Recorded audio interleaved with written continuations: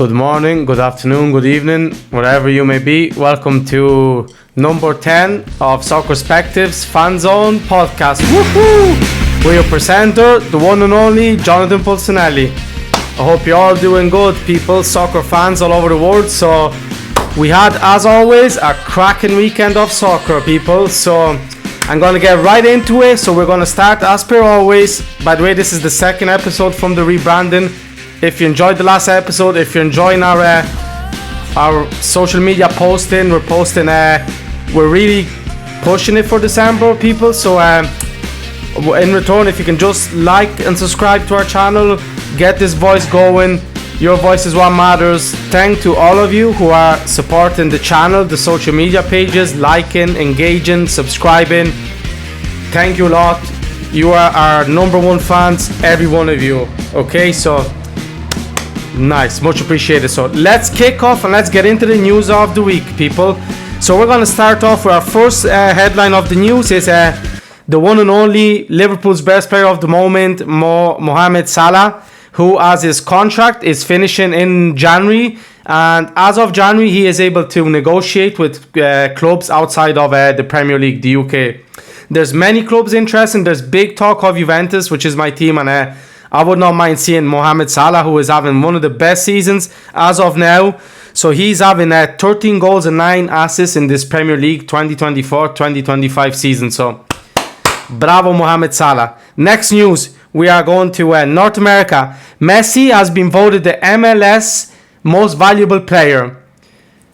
Some will agree, some will not, because he has played only half of the season. And there has been clubs like LA Galaxy with great players, New York Red Bull, who just had the final last week. And some will argue that players who probably played week in and week out should have got it.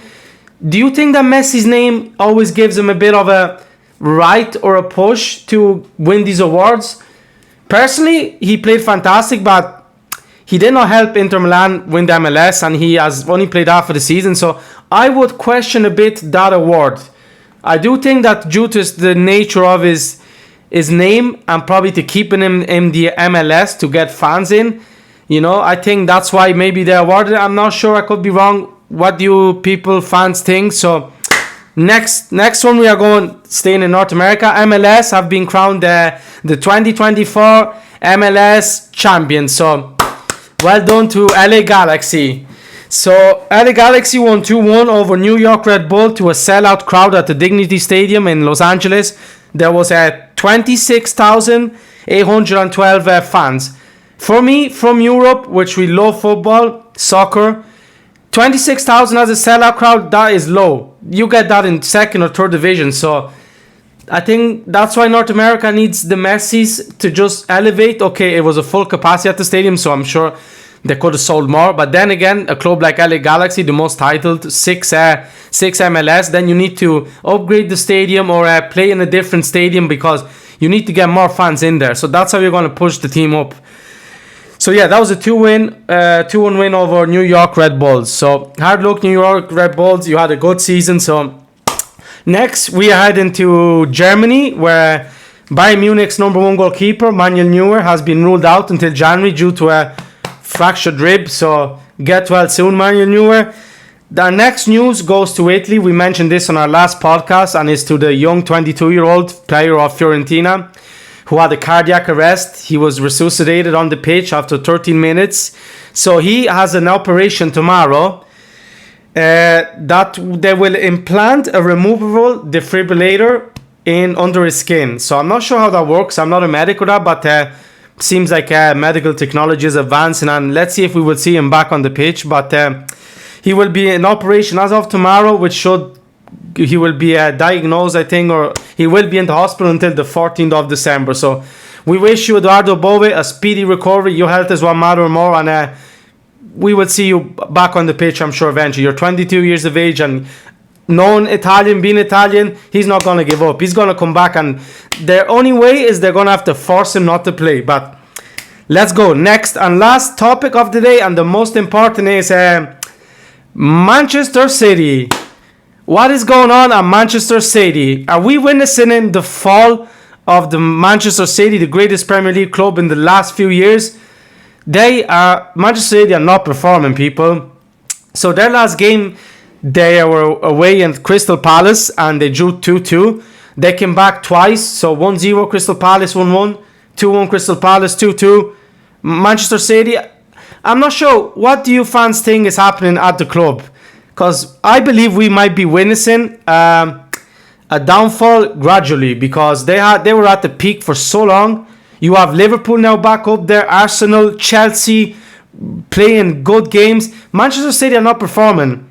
So it's their first time since the 2011 season, so you're talking 13 years ago, that they have conceded 2 goals in 4 consecutive games in 13 years. That's a stat that Pep Guardiola does not want. And do you believe that Pep Guardiola's hunger is fading away at Manchester City? I mean, he's won everything. Treble, everything. Champions League, Premier League. Yeah, things are happening at City. So if there's any Manchester City fans, give us your view, because we need to know what's going on at the club. Because as a not neutral, I'm a Juventus fan, but looking outside into the Premier League, Manchester City performances, it does not look good, people. It does not. So just getting in back to the performances, they conceded 2 goals in 4 consecutive games since 2011. This was a 2-1 defeat to Bournemouth, 2-1 defeat to Brighton, a 2-0 loss to Liverpool, and a 2-2 draw at Palace, which we just mentioned. So the Manchester City's downfall, are we witnessing it? Is Pep Guardiola need a new move, a new challenge? Because he does not look like the usual Pep Guardiola out there on the touchline. Getting dragged into the fans, like against Liverpool when they were losing 2-0. They were chanting Guardiola fired in the morning, and he just returned and gestured 6 in that. Guardiola usually should focus on the pitch, on what his players are doing and not what the fans are chanting. So I think he's losing his focus, or there's something going on there in his mind. Maybe he has his mind elsewhere. The club is not performing. The players, it's not like you're Erling Haaland week in and week out. You're Bernardo Silva, although he's the top assist player. Yeah, things are happening at City. So if you're a City fan, please let us know what's your opinion, okay? So that is our news of the day for the podcast. Now, let's get on to the last weekend's results, which we're going to start with. We thought there was a turnaround with the new manager, Ruben Almiron, at Manchester United, but Manchester United have lost at home at Old Trafford 3-2 to Nottingham Forest. So, yeah, problems again appearing in Manchester United this time, the red colour. So Manchester United are 13th with 19 points, Nottingham Forest 5th with 25 points. Well done to Nottingham Forest, you're having a good season. Next result is we're in the La Liga. Real Betis kept the leaders of the La Liga, Barcelona, to a 2-2 draw at home. So Real Betis are 11th with 21 points. Barcelona still first with 38 points, okay?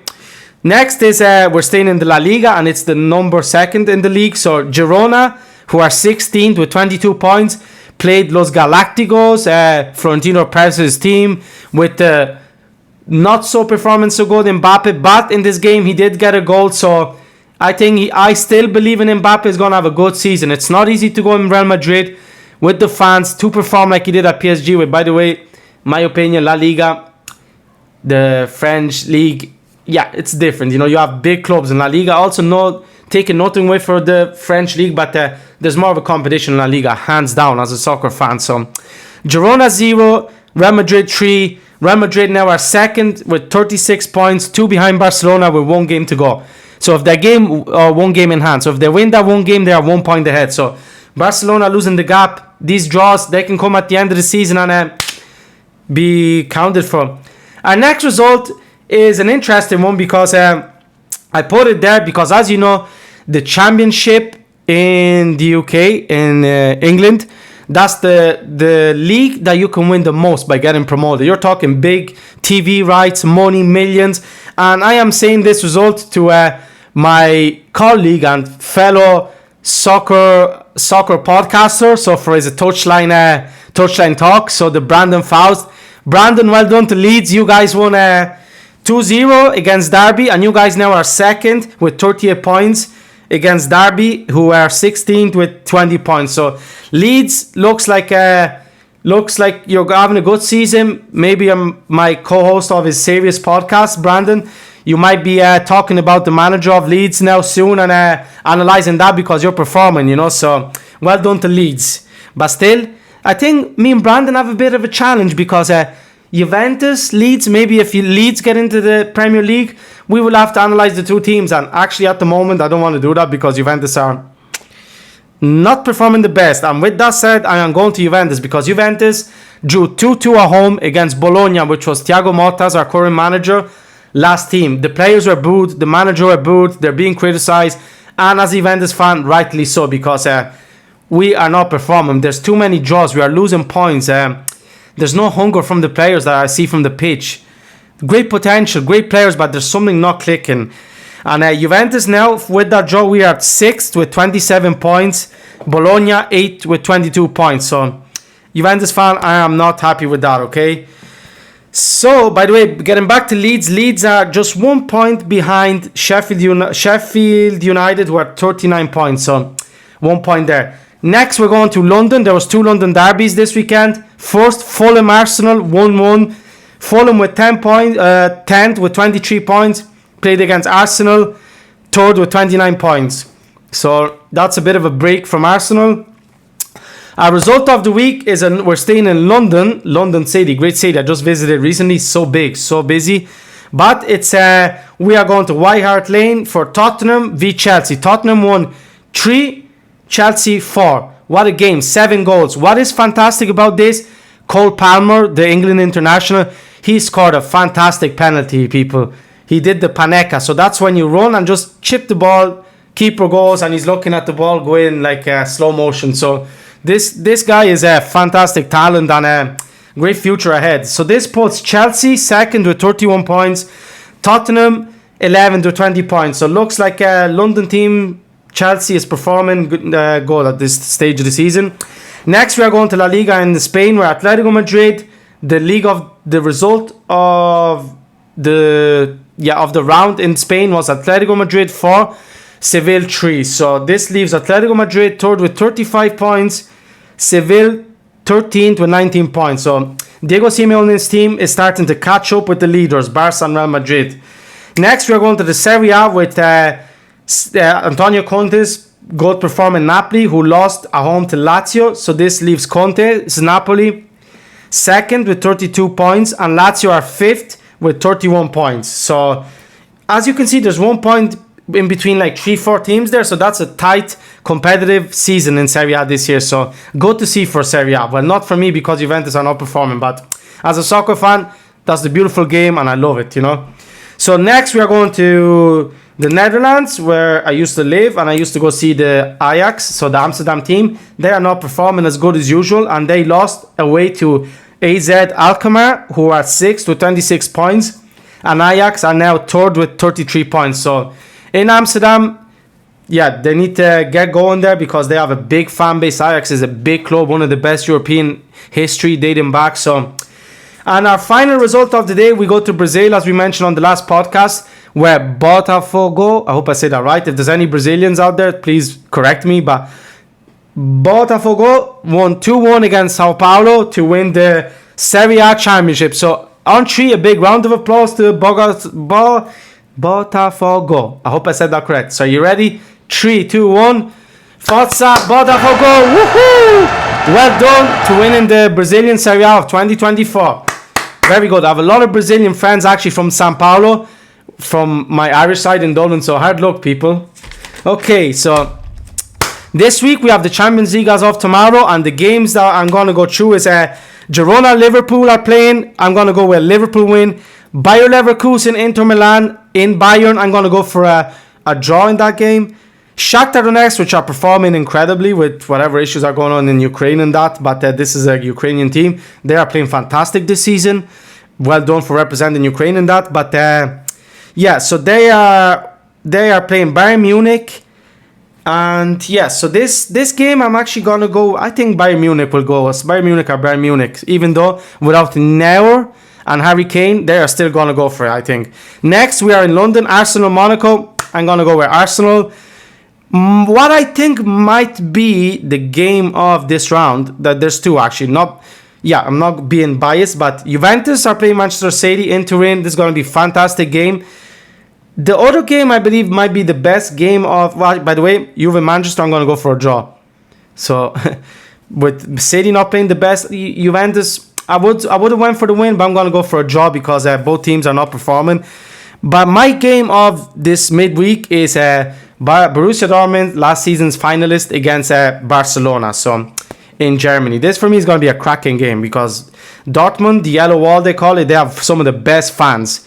I will actually do a mini series about this because they have one of the loudest stadiums. If you see the stand when Borussia Dortmund play at home, it bounces. Like, you would be scared when you look at it, but then, yeah, it holds. So, and our last game, I'm going back to my co-host and the one and only Brandon Faust with his Touchline Talk. So, check that podcast out, people. Leeds are playing Middlesbrough, so if Leeds win and Sheffield United lose, Leeds can go on top of the table. And then I'm sure Brandon will be happy. So, okay. Next, we are going to the question of the week. Last week's question of the week was, which soccer team has the most soccer season ticket holders? So these are the fans that buy the tickets for the season, okay? I kind of knew this before, but it's Barcelona. So Barcelona have the most fans who buy the season ticket to go. They sell it out, people. They sell it out. So they have like 98,000 people fit the stadium. This also shows you the difference with the MLS, with LA Galaxy in the final v New York Red Bull, 26,000, while Barcelona sell week in and week out, 98,000 people. You can't even get a ticket if you go. And if you do, you're paying extortionate prices. But there you go. So Barcelona have the fans who go the most and buy the season ticket, okay? This week, question of the week is...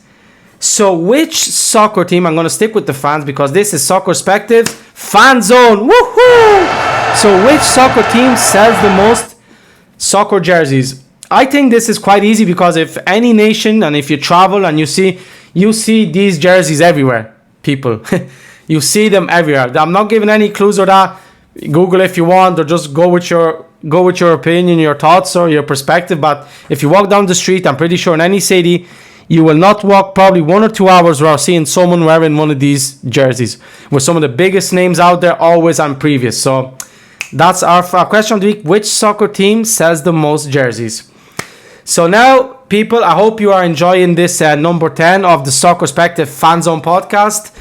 I hope you're enjoying my presentation. Yes, so with this said, I'm going to say if you're enjoying it, please just take a second to subscribe to our channel, hit the like button, comment, get engaged. Please let me hear your voice.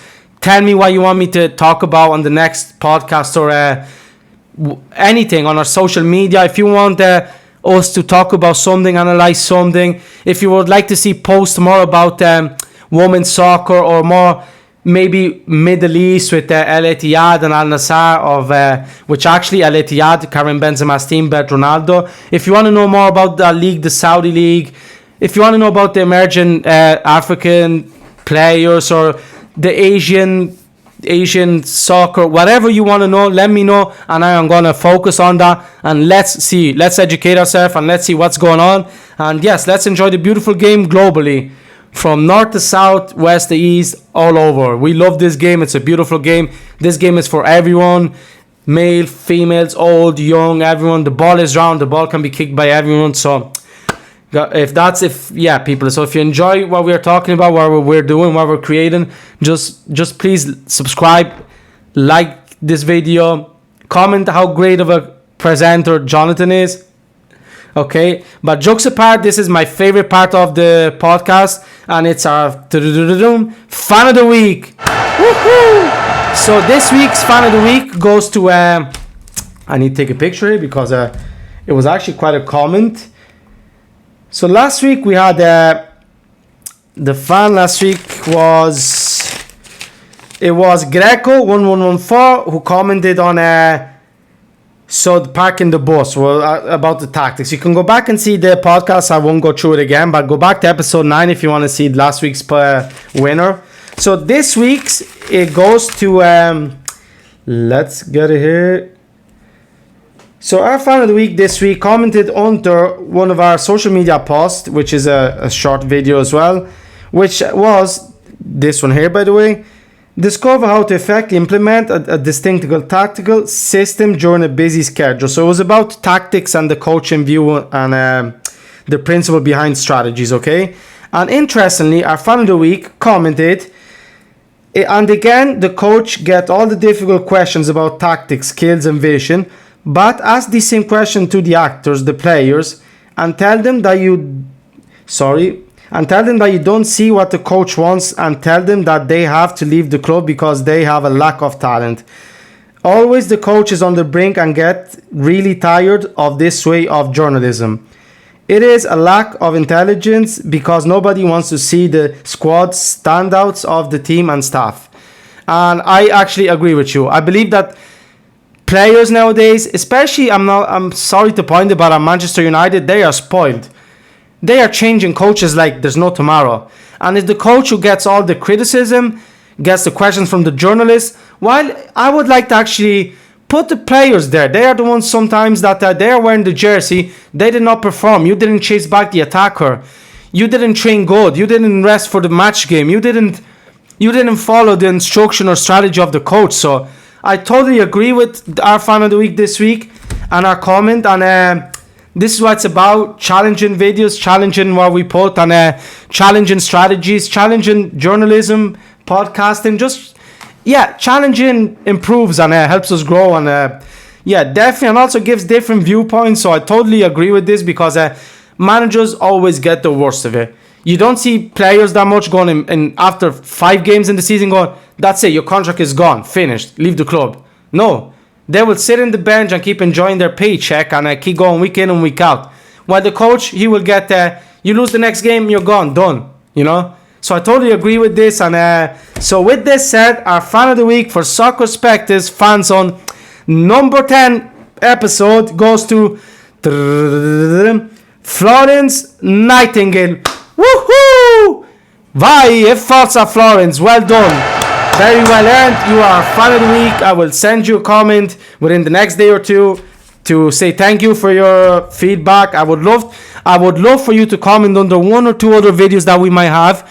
And you will not be the fan of the week because you got it this week, but I will see your opinion because I do like your perspective on this side, okay? So if you commented on another video or two, I will get it out there, I will take and we will share it with the rest of the Soccerspective fans because that's a great opinion. And me, Jonathan, I agree with that. I totally I back you with this, definitely. Not always it's the players' fault, but for me, players are starting to get away with too much in this day and era, you know? Maybe because they sell a lot of jerseys, it doesn't matter if they don't do good on the pitch or that. But a manager, if they don't win 3 games in a row, you're gone, depending on the size of the club. So, well done, Florence Nightingale. You are a fan of the week. So, with this said, people, Soccerspective fans all over the world, soccer fans in general, fans who just love the beautiful game, I thank you for watching Soccerspective Fanzone number 10 podcast with me, Jonathan Pulcinelli, the presenter. As I said, if you enjoy what we do, if you enjoy my present, and if you like our channel, please subscribe to our Facebook, follow our Instagram, get engaged with our YouTube community. We're going to start posting some polls weekly so you can see the percentage of what all our fans think, not just me or our fan of the week or anyone, okay? So please, people, subscribe to the channel, like the video, comment, get engaged, and as always, Jonathan Pulcinelli, Soccerspective Fanzone host. I love soccer. I'm grateful to have this voice, but as I always say, I talk, your voice is what matters. Until the next episode, 3, 2, 1, Forza Soccerspective Fanzone. Woohoo! E vai!